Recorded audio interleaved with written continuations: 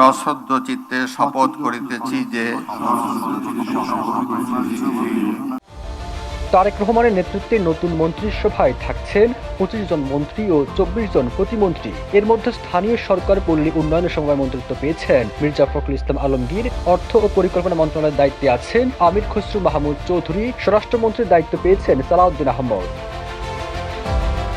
বিদ্যুৎ, জ্বালানি ও খনিজ সম্পদ মন্ত্রণালয়ের দায়িত্বে ইকবাল হাসান মাহমুদ, মুক্তিযুদ্ধ বিষয়ক মন্ত্রণালয়ের দায়িত্ব পেয়েছেন হাফিজউদ্দিন আহমেদ, বীর বিক্রম, মহিলা ও শিশু বিষয়ক মন্ত্রণালয় আবু জাফর মোহাম্মদ জাহিদ হোসেন, সমাজ কল্যাণ ও পররাষ্ট্র মন্ত্রণালয়ের দায়িত্ব পেয়েছেন ডক্টর খলিলুর রহমান, পরিবেশ, বন ও জলবায়ু মন্ত্রিত্ব পেয়েছেন আব্দুল আউয়াল মিন্টু, ধর্ম বিষয়ক মন্ত্রণালয় পেয়েছেন কাজী শাহ মোফাজ্জল হোসেন গায়কোবাদ এবং মিজানুর রহমান মেনু পেয়েছেন ভূমি মন্ত্রণালয়।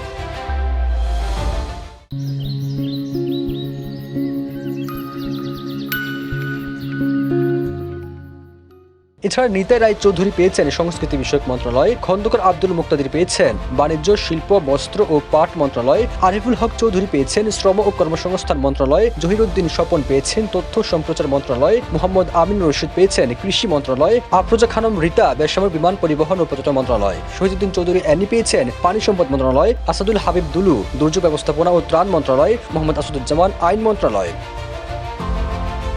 জাকারিয়া তাহের গৃহায়ন ও গণপূর্ত মন্ত্রণালয় এবং দীপেন দেওয়ান পার্বত্য চট্টগ্রাম বিষয়ক মন্ত্রণালয় পেয়েছেন। এর আগে 17 ফেব্রুয়ারি সকাল 10টায় জাতীয় সংসদ নির্বাচনে বিজয়ী বিএনপির এমপিরা প্রথম ধাপে শপথ নেন। প্রধান নির্বাচন কমিশনার AM নাসির উদ্দিন নবনির্বাচিত এমপিদের শপথ বাক্য পাঠ করান। সবুজ আলম, নিউজ ডেস্ক, ইত্তেফাক।